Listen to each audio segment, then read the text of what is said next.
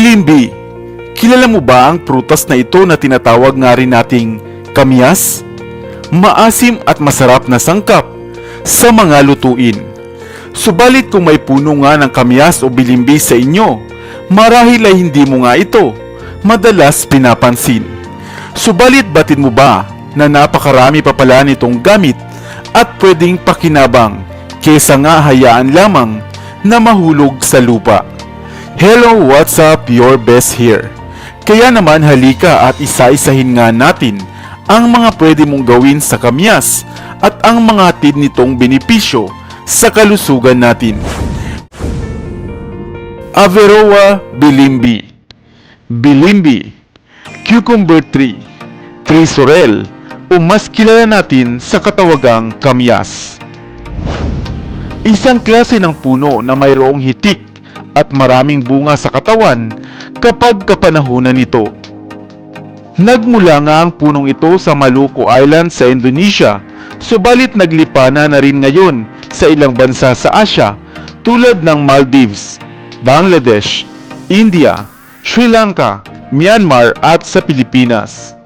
Di tulad ng kapamilya nitong prutas na karombola o balingbing, hindi masyadong pinapansin ang puno ng kamyas. Maliban na lamang sa ginagamit itong pang-asim sa mga sinabaw, lalo na nga sa isda. Ngunit batid mo ba na napakarami pa palang gamit at pakinabang ng punong ito? Ang mga bulaklak nga nito sa Maldives ay karaniwang ginagamit na pangkulay ng mga tela na ginagawang damit. Dahil masyadong ang maasim ang bilimbi o kamyas, maaari rin itong gamitin sa pagpapaputi o pagtanggal ng mga mancha sa mga labahin o maruming damit at gayon din sa mga kinakalawang na gulok o mga kutsilyo. Ginagamit din ito sa India bilang pang-asim sa curry o ginagawang pickles. At sa Indonesia naman, gaya rin dito sa atin sa Pilipinas, kadalasan ngang ginagamit na pang-asim sa mga sinabawang gulay at isda tulad ng paksiw, sinigang at pinangat, ang prutas na kamyas. Maaari mo rin itong patuyuin at paglaon na isangkap naman sa mga vegetable salad. Minsan rin ito ay mainam na gawing minatamis o kamyas jam na karaniwang ginagawa naman sa bansang Malaysia. Ang kamyas din ay maaaring gamiting sangkap sa paggawa ng alak dahil ito ay maaaring i-preserve at bumababa rin ang acidity sa paglipas ng panahon. Maaari mo ring gamitin ang kamyas upang muling maibalik ang kinis at kutis ng inyong balat. Ang mga dahon naman ng kamyas na pinakuluan ay mainam na panghugas sa mga sugat, rashes at galos, at mainam rin sa mayroong ubo at lagnat. Pinaniniwalaan rin na mainam ipaligo ang pinakuluang dahon nito kapag kayo ay bagong panganak at kung kayo ay ginagawan o kinukulam. Ang maasim ng kamyas na ito ay isang anti-inflammatory, anti-diabetic, anti-hypertensive, anti-cancer at antimicrobial dahil sa mataas nitong acid content. Ngunit huwag naman ang labis-labis na pagkonsumo nito dahil maaari itong magdulot ng heartburn at ilang gastrointestinal problems. At lalo na kung kayo ay mayroong problema sa bato, ay umiwas na sa pagkonsumo ng prutas na ito. Isang pangkaraniwang prutas dito sa atin, madalas mo nang makita, ngunit hindi batid ng karamihan ang nag-uumapaw pala nitong pakinabang na dala. Kaya ngayon kung makakita ka ng puno ng kamyas, ay huwag mo nang hayaang mahulog na lamang ang mga bunga nito sa lupa. Ikaw, saan-saan mo nga ba ginagamit ang bunga ng kamyas? Sana ay may bago kang natutunan sa videong ito. Ang libas o lubas, kung tawagin sa ilang panig ng bansa, ay tinatawag ring hog plum o wild mango, sapagkat ito ay kadalasang pinapakain nga sa mga baboy at mayroong maasim na bunga na gaya nga ng samangga.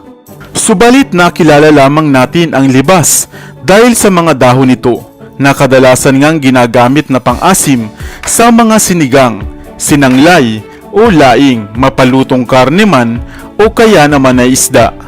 Sapagkat mayroon itong mga dahon na maasim na maaari mo ngang kainin, lalo na nga ang mga bata nitong dahon. At ang mga bunga naman nito ay mayaman sa beta-amerin, oleanolic acid at amino acid na maraming benepisyo sa kalusugan ng tao.